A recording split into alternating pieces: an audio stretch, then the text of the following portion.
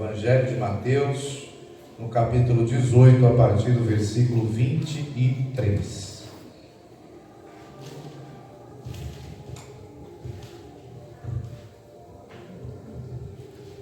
Mateus, capítulo 18, a partir do versículo 23.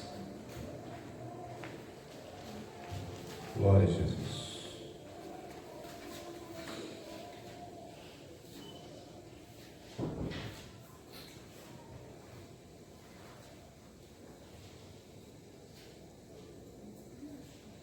Mateus 18, a partir do versículo 23, que diz assim: Por isso o reino dos céus pode comparar-se a um certo rei que quis fazer contas com os seus servos.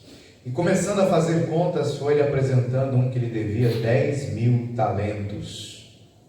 E não tendo ele com que pagar, o seu senhor mandou que ele, sua mulher e seus filhos fossem vendidos com tudo quanto tinha, para que a dívida se lhe pagasse.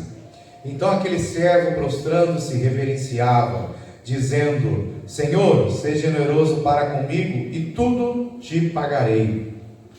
Então o senhor daquele servo, movido de íntima compaixão, soltou e perdoou-lhe a dívida. Saindo, porém, aquele servo encontrou um dos seus conservos que lhe devia 100 dinheiros, e lançando mão dele, sufocava-o, dizendo: Paga-me o que me deves. Então o seu companheiro, prostrando-se a seus pés, rogava-lhe, dizendo: Seja generoso para comigo, e tudo te pagarei. Ele, porém, não quis, antes foi encerrá-lo na prisão, até que pagasse a dívida. Vendo, pois, os seus conservos o que acontecia, contristaram-se muito, e foram declarar ao seu senhor tudo o que se passara. Então o seu senhor, chamando à sua presença, disse-lhe: Servo malvado, perdoei-te toda aquela dívida, porque me suplicaste. Não devias tu igualmente ter compaixão do teu companheiro, como eu também tive misericórdia de ti? E indignado, o seu senhor o entregou aos atormentadores, até que pagasse tudo o que devia. Assim vos fará também meu Pai Celestial, se de coração não perdoardes cada um a seu irmão as suas ofertas. Glória a Deus. Pai, te agradecemos, te louvamos e te exaltamos, Senhor. E pedimos, ó Deus, que neste momento, ó Pai, a Tua palavra venha penetrar no nosso coração, e que o nosso coração seja uma terra fértil agora, Senhor. Que nós possamos receber a Tua palavra como uma boa semente, para que ela venha produzir muitos frutos nas nossas vidas, Senhor. Nós te pedimos agora, Senhor, a ajuda do Teu Espírito Santo. Que o Teu Espírito Santo venha tocar nos nossos ouvidos agora, para que tudo aquilo que for dito, Senhor Deus, nesta noite, não venha simplesmente entrar por um ouvido e sair pelo outro, mas que venha entrar nos nossos ouvidos e venha ficar plantado, enraizado nos nossos corações. Espírito Santo de Deus, precisamos da Tua ajuda, Espírito Santo.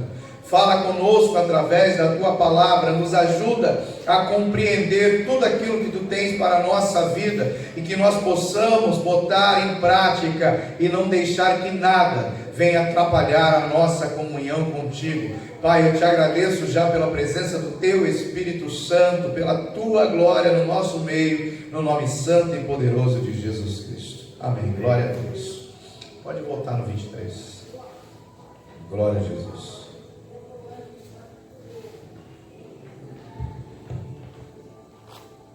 Nós vemos no Evangelho de Mateus, a partir do versículo 13, do capítulo 13, Jesus ensinando várias parábolas, e nós chamamos no capítulo 13 de parábolas do reino.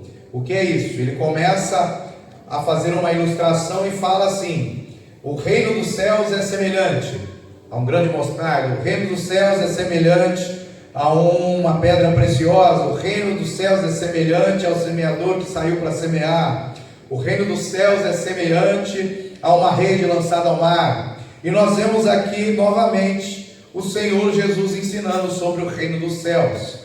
aqueles que são nascidos da água e do Espírito, aqueles que são nova criatura, que entregaram sua vida a Jesus Cristo.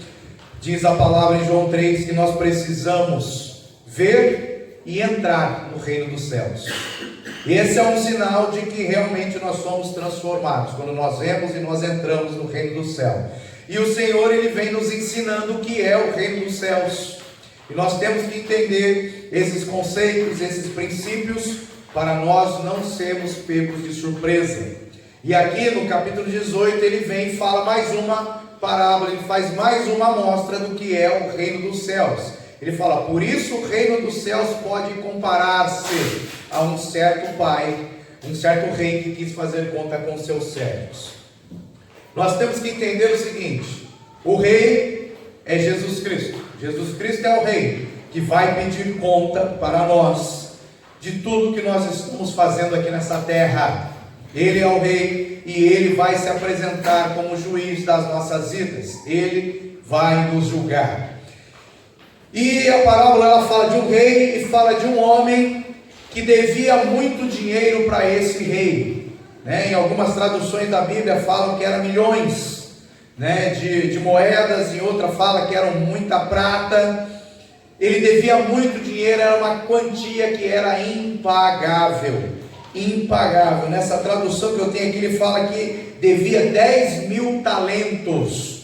Um talento era correspondente ao valor de um salário de um dia. Então, um denário.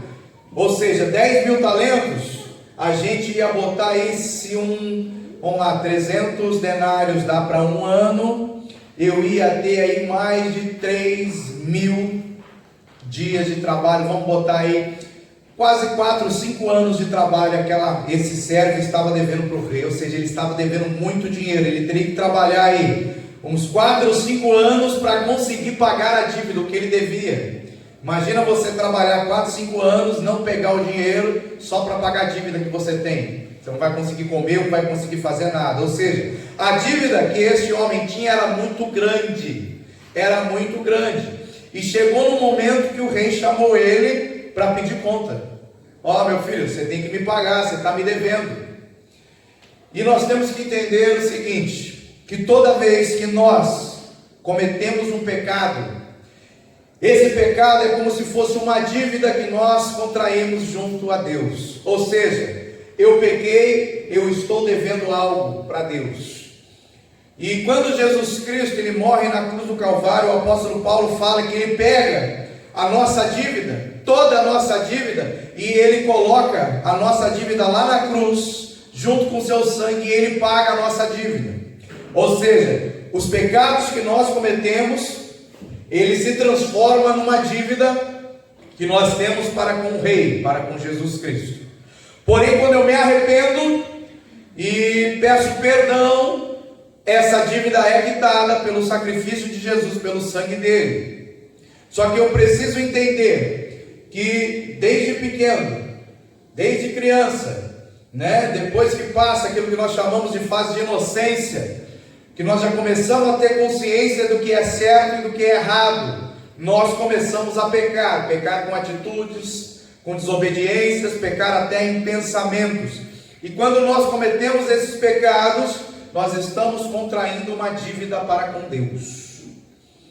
E essa dívida ela só vai crescendo. Aí imagina você, pegar um exemplo, a pessoa se converte com 30 anos de idade, né? Vamos falar aí que até aos 5, 6 anos, ela está na fase de inocência, ainda ela não sabe o que é certo e o que é errado, mas aí dos 5, 6 anos até o 30 ela vem pecando, e a dívida vai aumentando.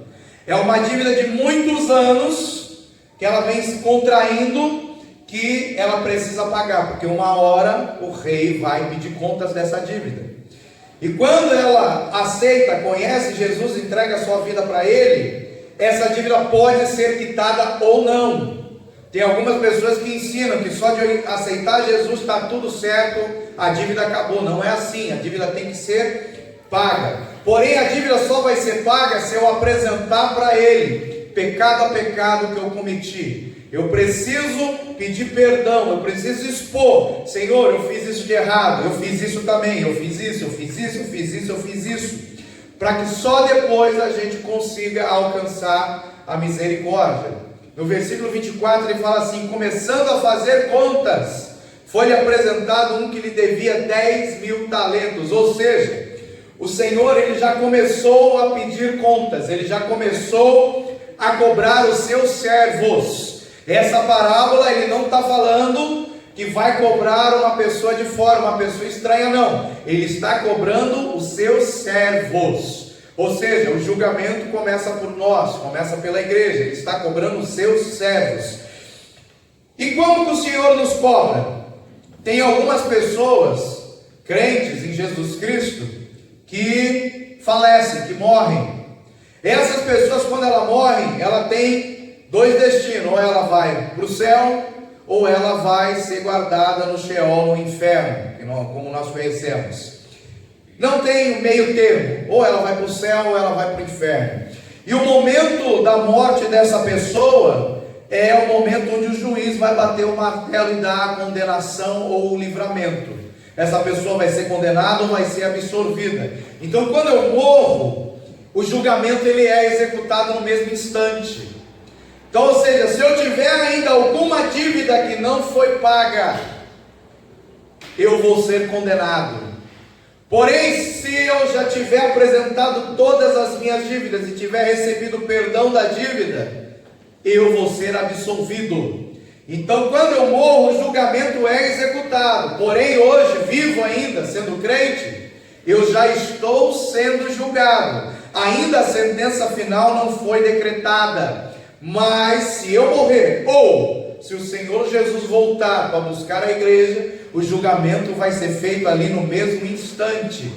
Esse julgamento vai ser feito ali, e não vai dar tempo de eu apresentar a minha dívida e pedir para Ele perdoar a minha dívida. Por quê? Porque a dívida é grande. Nós pecamos constantemente, até mesmo em pensamento, com atitudes, com palavras. E eu tenho que entender que eu tenho que apresentar a Ele os pecados que eu cometo. No 25 fala assim: não tendo Ele com que pagar. Por que nós não temos como pagar a dívida? Porque a dívida só é paga com derramamento de sangue. E ela só é paga com derramamento de sangue inocente. E só existiu um ser humano que foi inocente, que não pecou na face da terra, chamado Jesus Cristo de Nazaré. Não existe nenhum outro ser humano que veio ao mundo que não cometeu um pecado. Jesus foi o único que não cometeu pecado nenhum. Ou seja, somente o sangue dele, o sacrifício dele pode pagar as nossas dívidas. Nada que eu fizer para pagar essa dívida, nada, nem oração, nem jejum, nada eu posso fazer para pagar essa dívida. Somente o sangue do Senhor Jesus tem poder para pagar a dívida. Então ele não tinha como pagar, como nós também não temos como pagar pelos pecados que nós cometemos. Aí o Senhor, ele mandou chamar esse servo, e o que ele falou? Vou pegar você, sua mulher e seus filhos, vou vender vocês para pagar a dívida. Só que nem se vendesse ele, a família toda ia conseguir pagar, porque o preço de um escravo naquela época era 30 moedas de prata. Jesus Cristo foi vendido por Judas por 30 moedas de prata. José no Egito, milhares de anos antes, foi vendido por 20 moedas de prata. Ou seja, o preço de se vender uma pessoa como escravo era muito pouco. E ele estava devendo 10.000 talentos ali. 10.000. Então nem se vendesse, toda a família ia ser paga. Mas a condenação foi essa: eles seriam vendidos como escravos. E é isso que o pecado faz com a nossa vida. Se eu não tiver como receber o perdão da dívida, dos pecados que eu cometi, automaticamente eu já estou vendido na mão do diabo. O diabo passa a ser o senhor da minha vida e eu me torno escravo dele, escravo do diabo e escravo do pecado. Ou seja, quando eu cometo um pecado, eu deixo de ser servo de Deus e passo a ser servo do diabo. É isso que o apóstolo Paulo fala. E Jesus fala assim: não tem como você servir a Deus e não tem como você servir ao diabo ao mesmo tempo. Ou você serve a Deus ou você serve ao diabo. E quando eu peco, eu sou vendido como escravo para o diabo. E as coisas só começam a piorar daí para frente, porque um pecado vai chamando outro pecado. Então vamos resumir de uma forma prática aqui. Se eu falo uma mentira, automaticamente no mesmo momento, ali no mesmo segundo que eu falei a mentira, eu sou vendido para o diabo. O diabo passa a ter domínio sobre a minha vida e eu me torno escravo dele. Se eu briguei com alguém, se eu vi alguma coisa que eu não deveria ver, hoje tem muitos grupos de WhatsApp, tem muita coisa que o povo manda, às vezes você nem quer, eles te adicionam no grupo e começa a mandar porcaria. E aí você vê algo que você não deveria ver, você pecou. No momento que você pecou, você é vendido para o diabo. Você se torna escravo dele. E ele começa a ter autoridade sobre a sua vida, porque você agora é servo dele. E o Senhor tem autoridade sobre o seu servo. E muitas vezes, quando eu peco e dou essa autoridade para o diabo, o que ele faz? Ele começa a botar enfermidade no meu corpo, ele começa a trazer dores, começa a perturbar a minha cabeça.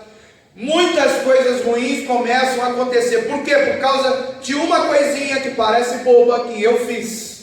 Uma mentirinha que eu falei, eu dou autoridade para o diabo sobre a minha vida. E eu sou vendido. E interessante que é assim. Muitas vezes quando eu faço isso, não sou só eu que sou vendido. É a minha mulher, são os meus filhos, é a minha família.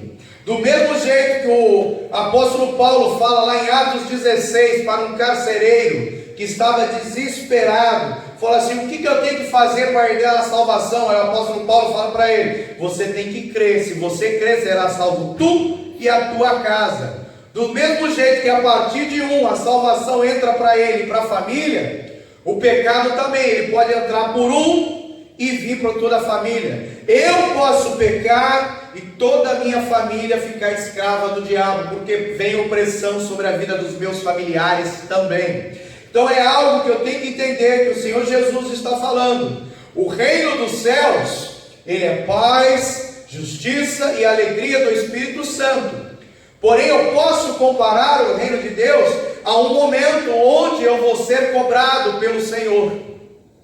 E eu tenho que ter o entendimento que eu não vou ter condição de pagar quando eu for cobrado. Eu só posso pagar a Ele se eu apresentar toda a minha dívida e fizer uso do perdão que Ele tem sobre a minha vida. Então é um princípio que o Senhor Jesus está nos ensinando. Mesmo se vender todos da família, eu não consigo pagar. Ou seja, os meus pecados são dívidas que eu vou contraindo e vão aumentando diante de Deus. Ele chega a ser um saco que não tem fundo, porque a gente peca muito, a gente pecava, agora aceitamos Jesus, temos que diminuir o pecado, para que essa dívida não venha a nos vender para o diabo. E tem que tomar cuidado, porque às vezes eu acho que alguma coisa que eu faço vai vir impacto sobre mim. Não, vem sobre a minha família também. Eu consigo tanto trazer bênção para minha casa, como eu consigo também trazer maldição para dentro da minha casa. Então eu tenho que tomar muito cuidado. E no dia 26 ele fala assim: então aquele servo, prostrando-se, o reverenciava. Ou seja, durante todo o período ele foi lá, contraiu a dívida, não tinha como pagar. Ele não foi até o rei falar: rei, eu vou te pagar, rei, me ajuda, rei, perdoa a minha dívida que eu não tenho dinheiro. Não, ele não foi. Foi necessário o rei dar um chacoalhão nele, chamar ele ali para o último momento, falar: agora não tem mais para onde correr, para que ele fosse se tocar, fosse ter um entendimento que ele estava totalmente perdido.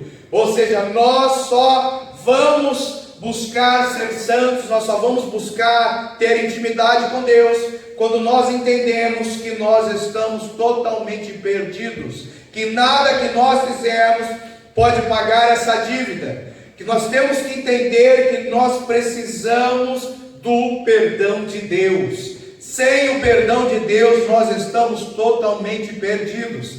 E ele, quando teve esse impacto, essa cobrança forte ali daquele rei, do seu senhor, ele se prostrou. O que é se prostrar? É você se ajoelhar, botar a cara no chão e reconhecer que você não é nada, que você não pode fazer nada, que não tem mais jeito para você. Isso é se prostrar. É por isso que quando nós oramos, nós nos ajoelhamos e declaramos a Deus que nós não somos nada, que nada que nós venhamos a fazer pode alguma coisa, ou seja, somente Ele sobre as nossas vidas pode. Então ele se prostrou, ele reconheceu que ele não tinha condição nenhuma de pagar aquela dívida. Ele reconheceu que nada que ele fizesse poderia pagar essa dívida que ele teve. E ele começou a reverenciar. O que é reverenciar? É você reconhecer que ele tem o poder. É você reconhecer que ele tem o domínio sobre a sua vida, que só ele pode ter misericórdia. E ele continua dizendo assim: Senhor, seja generoso para comigo e tudo te pagarei. Ele ainda estava achando que podia pagar a dívida. Ele ainda estava achando que alguma coisa que ele pudesse fazer poderia ajudá-lo. E esse é um erro que nós temos também. Geralmente quando a gente chega na igreja, a gente quer muito trabalhar, quer muito fazer alguma coisa, porém a gente ainda não resolve o problema da dívida. E a gente acha que o muito trabalhar, o muito fazer, o muito querer fazer coisas para Deus vai poder pagar alguma coisa, vai poder apagar coisas erradas que nós fazemos. E tem pessoas que estão enganadas dentro da igreja hoje, trabalhando, cantando, pregando, louvando, com uma dívida enorme que ainda não foi perdoada. Porém ela acha que o muito fazer, o muito trabalhar vai poder aliviar o peso, só que não alivia. Eu tenho que apresentar toda essa dívida para que Ele me perdoe, porque nada que eu fizer tem como pagar. No versículo 27 ele fala: então o Senhor daquele servo, movido de íntima compaixão. Como que Deus se move de íntima compaixão conosco? Quando nós nos prostramos, reconhecemos que nós estamos errados, reconhecemos que nada que nós fizermos pode apagar os pecados que nós cometemos. Quando nós reconhecemos que somente o sangue de Jesus pode nos trazer a purificação de cada um dos pecados que nós cometemos. Quando nós reconhecermos que somente Ele pode nos ajudar e demonstrarmos: Senhor, eu sei que não dá para pagar a dívida, mas eu quero. Ou seja, Senhor, eu quero mudar. Então quando eu apresentar a minha dívida, os meus pecados para Ele, com o coração voltado para a mudança, ou seja, Senhor, me perdoa, eu não vou mais pecar, eu não vou mais mentir, eu não vou mais fazer coisa errada, eu vou fazer de tudo, eu vou me esforçar para não cair nos mesmos pecados. Quando eu chego para Deus com um coração assim, já decidido para não pecar mais, Ele se move de íntima compaixão. E detalhe, Ele o solta. Por quê? Porque o pecado nos prende, a dívida nos deixa preso. Então tem muitas pessoas ainda hoje que estão presas, mesmo dentro da igreja, estão presas. Por quê? Porque a dívida ainda não foi perdoada. Somente depois que recebe o perdão da dívida é que a pessoa é solta. E quando você é solta, você fica livre. A dívida é como se fosse um peso, uma sacola, uma mochila que você carrega, cheia de pedra, cheia de peso. Ela vai ficando mais pesada conforme o pecado que você comete, até chegar num ponto que essa mochila está tão pesada que você tem que ficar deitado no chão, você não consegue nem sentar, de tão pesado que é. Porém, quando a dívida é perdoada, quando você apresenta para o Senhor e o sangue de Jesus vem e purifica você desses pecados, você é solto e você fica leve. Aí você consegue levantar e andar novamente. Então tem muitas coisas que estão prendendo pessoas hoje, que é um peso que não foi tirado ainda das costas dela. É por isso que muitas vezes a gente ora com algumas pessoas e depois da oração ela sente um alívio, ela se sente leve. Por quê? Porque os pecados que nós cometemos, eles acarretam peso sobre a nossa vida. E às vezes esse peso é um peso físico, eu sinto que tem alguma coisa me oprimindo. Aí quando você ora, ela fica leve. Algumas pessoas ficam tão leves que elas caem no chão, Ela não cai porque ela está endemoniada, ela cai porque foi tirado um peso de cima dela. Ou seja, a opressão que estava sobre a vida dela, por causa dos pecados que ela cometeu, que não tinham sido perdoados, vai sendo tirado da vida dela e ela vai ficando mais leve. No versículo 28, diz assim: saindo porém aquele servo, ou seja, agora ele está livre, né? Ele está livre. Vamos lá, eu tive encontro com Jesus e eu entendi algo, porque a Bíblia fala assim: o Espírito Santo de Deus vos convencerá do pecado que você comete. Então a primeira coisa para a conversão é eu entender que eu pequei, que pecado é errado, né? E que eu preciso da misericórdia de Deus. Então ele me convence do pecado, depois ele me convence da justiça. O que é a justiça? É o poder que o sangue de Jesus Cristo tem para nos perdoar da dívida. Então primeiro eu entendo, eu sou pecador, eu preciso de ajuda. Depois, ajuda eu só encontro no sacrifício de Jesus Cristo. Ele me amou, derramou seu sangue, e agora eu vou apresentar os meus pecados, a minha dívida, e esse sangue vai me justificar. A Bíblia diz que o sangue de Jesus, ele nos justifica dos pecados que nós cometemos. Então o Espírito Santo, ele nos convence do pecado, da justiça e do juízo. O que é isso? O reino dos céus pode se comparar ao juízo. Ou seja, eu tenho que entender que os pecados que eu cometo vão me levar para o inferno, que esses pecados é como uma dívida que eu carrego, que vai me trazer muita opressão, podendo trazer maldição para a minha vida e para a vida dos meus familiares. Isso é o Espírito Santo nos convencendo do juízo.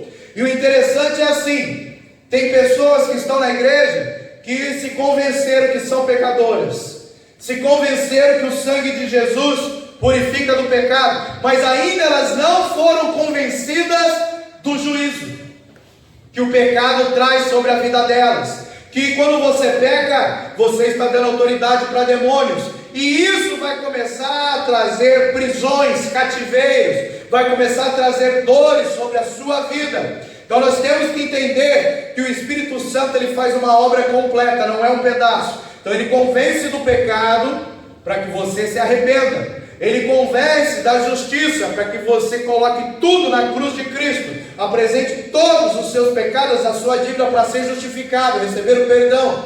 E eu tenho que entender como funciona esse juízo sobre a minha vida. Este homem aqui, ele se arrependeu, ele se prostrou diante do seu Senhor, do Rei, ele foi justificado, ele foi perdoado de toda a sua dívida.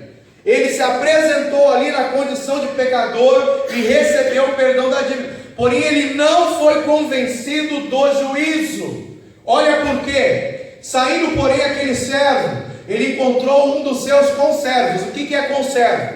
Conservo é assim: eu tenho um rei e eu sirvo a esse rei, porém eu tenho uma outra pessoa que me serve.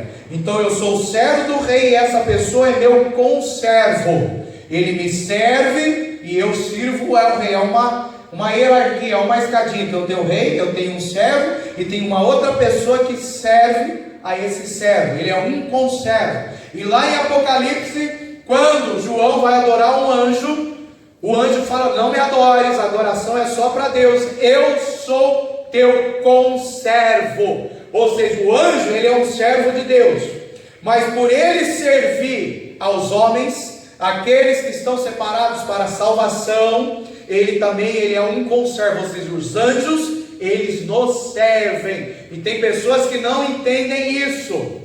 O anjo, ele é um servo nosso, ele é um conservo, ele nos serve. Se o anjo nos serve, eu posso me relacionar com ele. Como que eu me relaciono com ele? Reconhecendo que ele está ali para me servir. E como que o Senhor fala com o seu servo?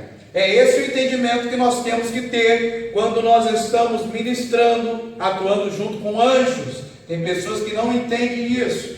Então ele encontrou um dos seus conservos, ou seja, ele foi liberto, foi convencido do pecado, foi justificado, foi perdoado. Aí ele saiu ali e encontrou um servo dele que também devia dinheiro para ele. Só que lembra, ele devia 10.000 para o seu senhor. Esse aqui não deve 100 dinheiros para ele.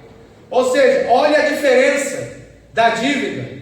É 1%, esse servo dele devia 1% do que ele devia para o rei. Ou seja, era muito pequena a dívida. Então, ele lançando mão dele, sufocava, dizendo: paga-me o que me deves. Passa mais um.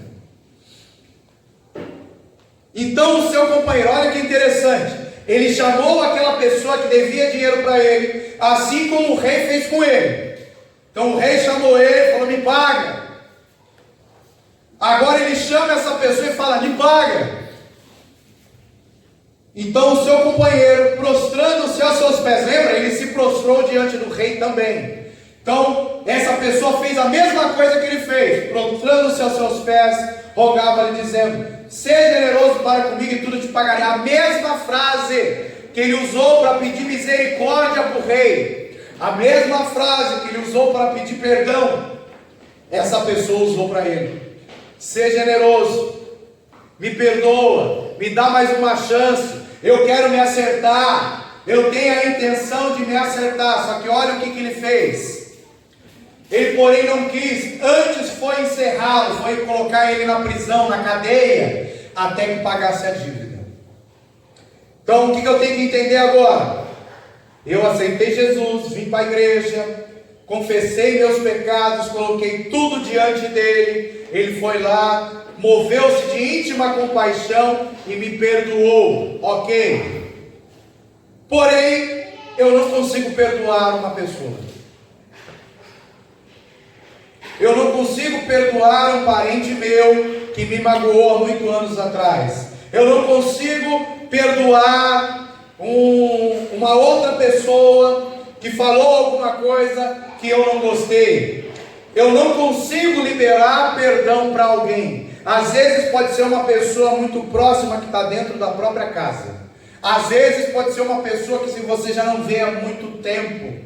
Lembra? Quando nós pecamos, esse pecado é como uma dívida diante de Deus. Eu tenho uma dívida com Deus.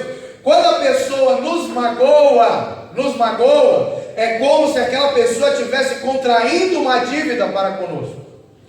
Então, ou seja, a pessoa veio, falou mal de mim, me magoou. Ok.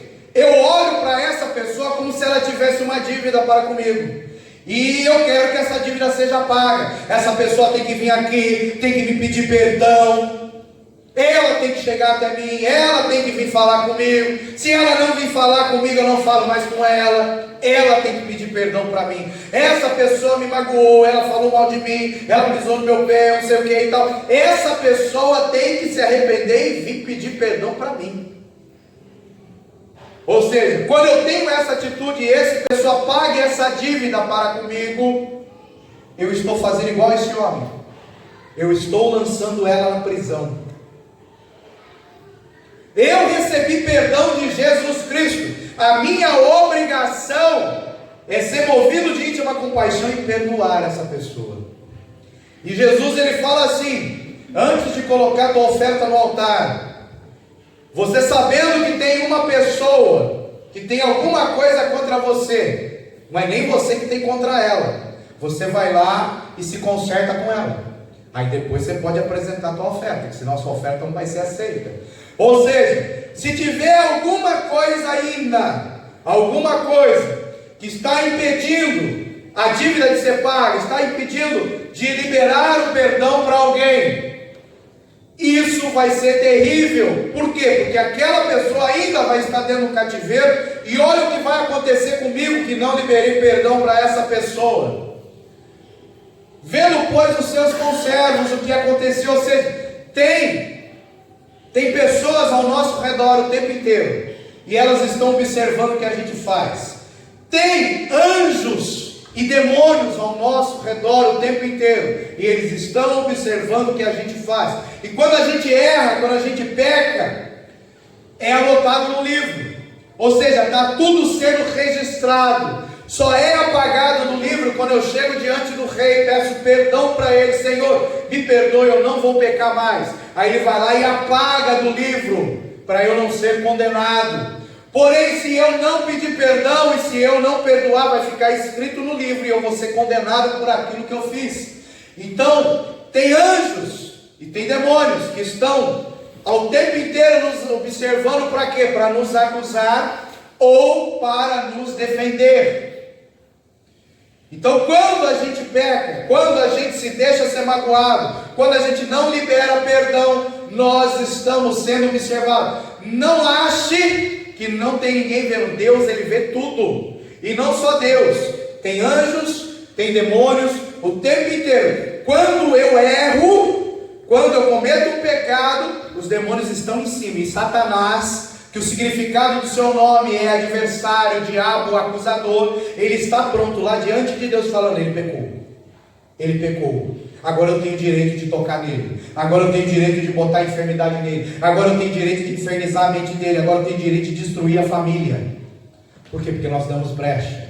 Então nós estamos sendo observados o tempo inteiro. Não acha que você faz, se você mentir no seu coração, se você tiver um pensamento errado, Deus está vendo, ele está sendo anotado no livro. Então nós temos que tomar muito cuidado. Então, eles viram e ficaram tristes com a atitude, e foram declarar ao seu Senhor tudo o que se passaram, ou seja, está sendo declarado diante de Deus. No versículo 32, então o seu Senhor, chamando a sua presença, ou seja, aquele homem foi chamado a primeira vez, recebeu perdão da dívida, que ele não tinha como pagar. Aí ele saiu de lá e chamou uma pessoa que lhe devia. Era para ele ter perdoado aquela pessoa, do mesmo jeito que ele recebeu o perdão. Ele não perdoou aquela pessoa. Aí o Senhor chamou ele de novo, o rei chamou ele de novo. Servo malvado. Quando nós não liberamos perdão, nós somos maus. A natureza do diabo está em nós. Quando nós não liberamos perdão, nós somos malvados. Não liberar perdão nos torna escravos do diabo. Nós não somos bons, nós somos malvados. E ele fala assim, servo malvado. Olha, ele não deixou de ser servo, ele não deixou de ir na igreja, ele não deixou de ser crente, ele não deixou de cantar, de pregar. Ele tinha a função da igreja, ele era servo, mas ele era malvado. Ele era mau. Quem é mau pertence ao diabo. A Bíblia fala, Caim era do diabo, porque o seu coração era mau. Quem é mau é do diabo. O malvado é aquele que não libera perdão. Ele fala, servo malvado, perdoei-te toda aquela dívida enorme do pecado que você cometeu a vida inteira, porque me suplicaste. Aqui eu entendo também, quando eu me derramo em oração diante de Deus, eu suplico. O que é suplicar? O que é orar? Orar, você conversa com Deus. É como se Deus estivesse sentado aqui na cadeira, você estivesse sentado aqui na outra cadeira e você começa a conversar com Ele. Isso é orar. E isso é tão importante que quando você ora, você fala. Mas tem um momento da oração que você cala, você fica quieto, porque você quer ouvir o que Ele vai falar. Porque se você só falar, você nunca vai ouvir o que Ele tem para te dizer. Então eu oro, o Senhor está aqui, é assim, e tal, e tal, e tal, e tal, e tal. Amém. Aí você fecha a boquinha e espera Ele falar. Às vezes demora, às vezes é rápido. Mas fica, se você não fechar a boca, você não vai ouvir Ele falar. Porque não tem como os dois falarem ao mesmo tempo. Você tem que dar lugar para Deus orar. Por isso que a gente tem uma lista com motivos de oração. Eu vou lá e oro a lista. Oro todos os motivos que está lá. Amém, amém, amém, amém, amém. E coloco outras necessidades minhas que não estão naquele motivo de oração. Então vamos supor que eu orei todos os motivos, orei ali as minhas necessidades particulares. Acabou, deu 30, 40 minutos, 1 hora. O que eu faço agora? Fecha a boquinha, Senhor, fala comigo.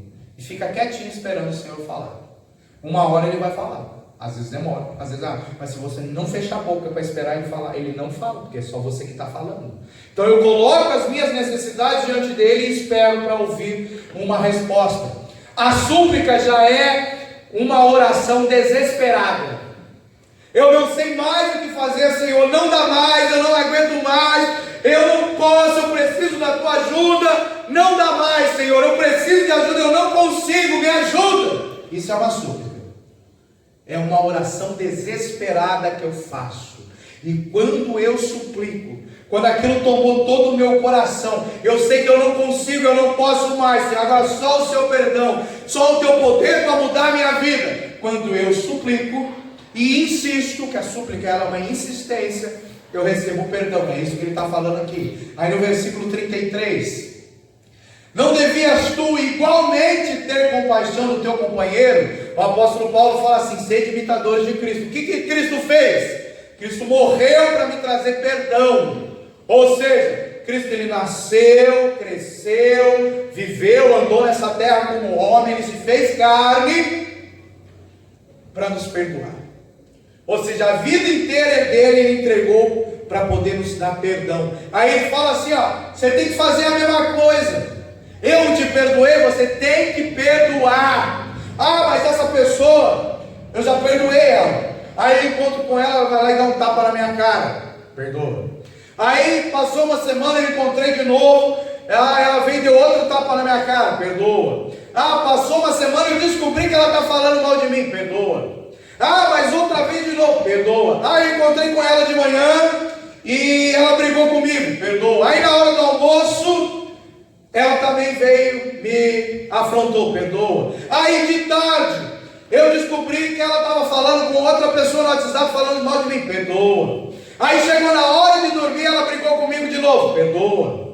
Por que eu tenho que perdoar? Porque ele me perdoou.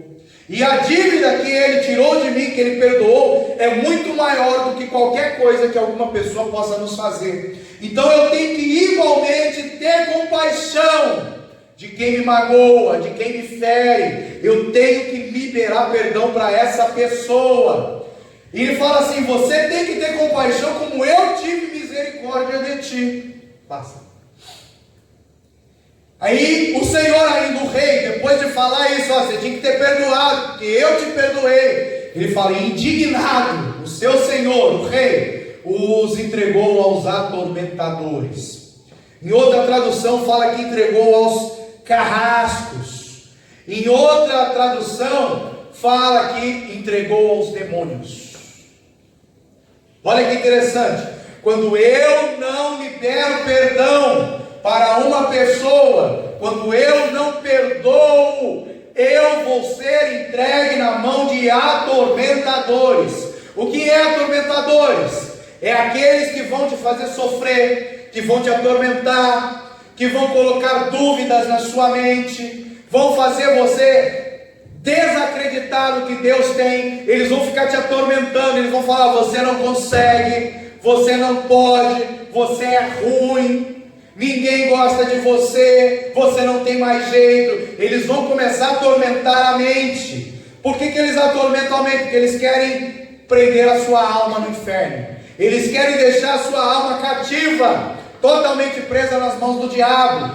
E quando eles começam esse ritual de atormentamento, isso chega a tocar até no nosso corpo físico, trazendo dores e enfermidades. Então, ou seja, se eu não liberar o perdão, vai ter atormentadores, carrascos, demônios atuando sobre a minha vida.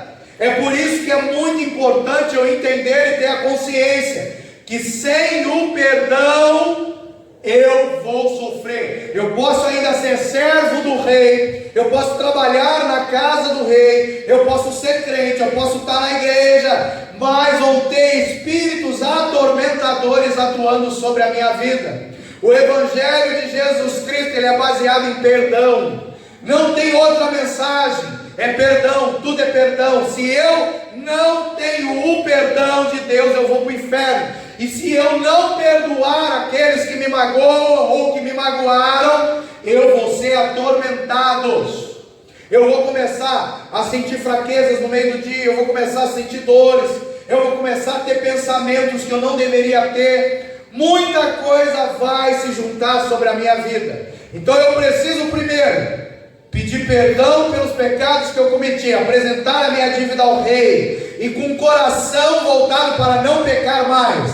Quando eu fizer isso, ele perdoa a minha dívida. Agora eu tenho que fazer a mesma coisa que ele fez comigo, com os outros. Eu tenho que perdoar todo mundo que me deve. Então, ó, você está me devendo, você me magoou, vem cá, eu estou te perdoando agora. Você falou tal coisa que me magoou há 30 anos atrás, e eu estou te liberando perdão, estou te liberando dessa dívida. É capaz da pessoa falar: pô, eu nem sabia que aquilo que eu tinha falado tinha magoado. Eu nem lembro de ter falado isso para você. Não tem problema, mas a dívida está paga, ou seja, eu estou te perdoando. Quando eu faço isso, eu escapo desse juízo. Lembra? O Espírito Santo convence do pecado, que é o seu arrependimento, convence da justiça que está no sangue de Jesus para trazer o perdão dos pecados, e Ele nos convence e nos dá entendimento do juízo que Ele começa só um pouquinho aqui na terra e vai piorar depois, quando Jesus voltar ou quando a gente morrer. Ou seja, o juízo já está sobre as nossas vidas quando nós somos atormentados. Quando nós somos atormentados. Por que nós somos atormentados? Porque nós não liberamos perdão. Olha o que fala o versículo 35. Assim vos fará também meu Pai Celestial. Opa!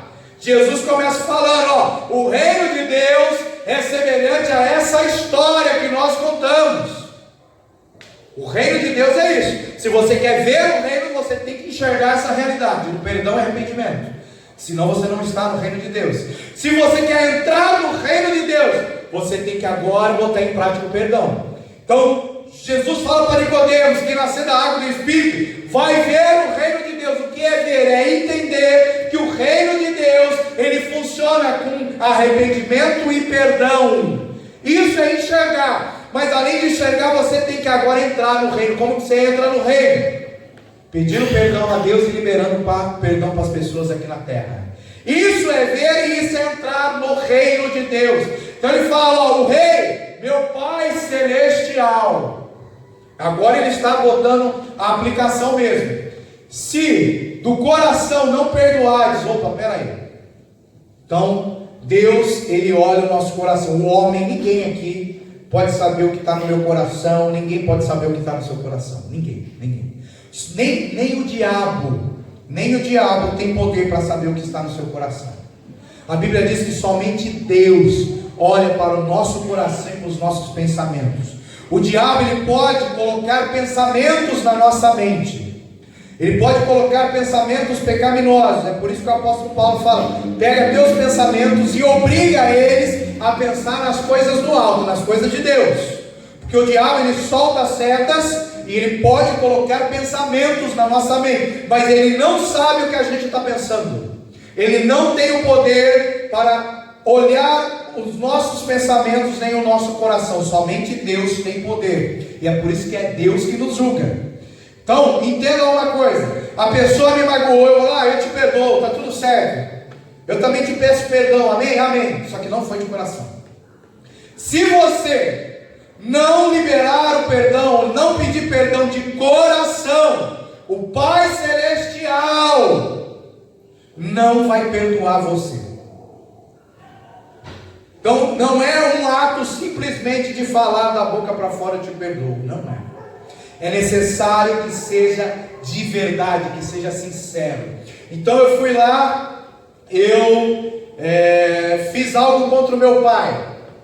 Quando eu era jovem, eu fiz algo contra o meu pai, o Espírito Santo me fez lembrar, muitos anos depois disso. Eu peguei o telefone, liguei para o meu pai e falei: pai, 15 anos atrás, eu fiz isso e isso com você. E o Espírito Santo me fez lembrar agora, e eu estou muito triste por aquilo que eu fiz. Agora eu entendo a consequência daquilo que eu fiz, e eu queria te pedir perdão. Eu não falei de boca para fora. Eu falei com o coração quebrantado. Realmente eu entendi que eu tinha errado. Eu estava arrependido. Falei: pai, me perdoa. E ele me perdoou. Quando fez isso de todo o coração, aí aquela dívida toda que eu apresentei para ele recebe perdão. Agora, se não for de coração, se for da boca para fora, eu não vou receber perdão de Deus na minha vida. Assim vos fará também o meu Pai. Fará o quê? Vai te entregar na mão dos atormentadores. Se de coração você não perdoar, cada um a seu irmão. Ou seja, se você não perdoar de coração, você vai ser entregue na mão dos atormentadores. Vai ser entregue na mão de demônios. Demônios vão continuar tocando no seu corpo. Vão continuar colocando dores, enfermidades. Vão continuar atormentando a sua mente. Vão continuar fechando portas.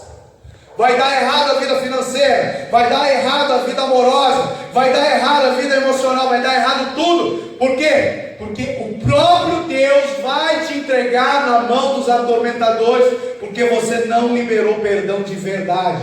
Assim vos fará também, ou seja, vai te entregar na mão dos atormentadores.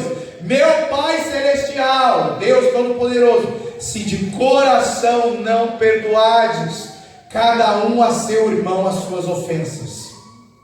Então nós temos que entender que o reino de Deus, ele é amor, que é só através do amor de Deus, que não é o nosso amor, o amor de Deus, que nós conseguimos receber a misericórdia, o perdão dos nossos pecados.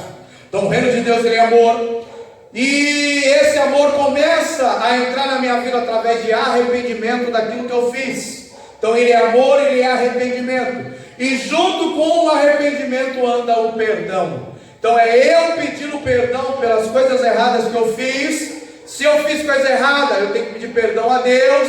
Se eu fiz coisa errada aos homens, eu peço perdão a Deus e aos homens, a quem eu feri, a quem eu magoei, a quem eu cometi o erro. Então o reino de Deus é amor, arrependimento e perdão. E se eu não tiver o amor, se eu não me arrepender, e se eu não tiver a prática de perdoar e de pedir perdão, eu não vou entrar no céu, eu não vou ter meus pecados perdoados, e eu não vou conseguir ser livre dos atormentadores sobre a minha vida. Então, se eu tiver alguém que ainda eu não perdoei, que me magoou e eu ainda não perdoei, eu preciso liberar perdão, preciso pedir perdão para as pessoas que eu magoei o mais rápido possível. Jesus não está brincando, ele está falando, o reino dos céus é isso, é viver de perdão, perdoando e pedindo perdão. Se eu não viver isso aqui, eu serei condenado. O juízo de Deus virá de uma forma terrível sobre as nossas vidas. Vamos ficar de pé, vamos orar, pedindo a Deus para nos ajudar, para nos fazer lembrar de situações, de pessoas que nós precisamos liberar o perdão. Muitas vezes no nosso dia a dia, nós brigamos, nós discutimos, situações vêm sobre a nossa vida, situações de estresse, que fazem nós termos situações difíceis, nos levam a cometer erros. Isso acontece. Por isso que a Bíblia fala que existe o dia mau. O dia mau é aquele que a gente às vezes perde a estribeira, perde a paciência, comete um erro. Porém a Bíblia diz que quando nós erramos, nós temos um advogado chamado Jesus Cristo. Quando eu erro, eu tenho que pedir perdão a Deus e para quem eu errei. Então se eu mentir para uma pessoa, eu tenho que chegar, me perdoe, eu menti, não era isso, era assim. Quando eu faço isso, eu posso até ser envergonhado, eu posso até estar numa situação de humilhação, mas eu vou receber perdão de Deus, e os demônios, os atormentadores não vão vir sobre a minha vida. Eu tenho que entender isso. Então vamos orar, pedindo a ajuda de Deus, para que nós não venhamos a ficar presos pelo diabo. Pai, em nome de Jesus Cristo, te agradecemos e te adoramos, Senhor Deus, pela tua palavra, pela forma maravilhosa, ó Pai, que o Senhor fala conosco, nos permitindo, Senhor, aprender, Senhor, mais de Ti, Senhor. Eu quero te agradecer, ó Pai, pela forma que o Teu Espírito Santo, Senhor,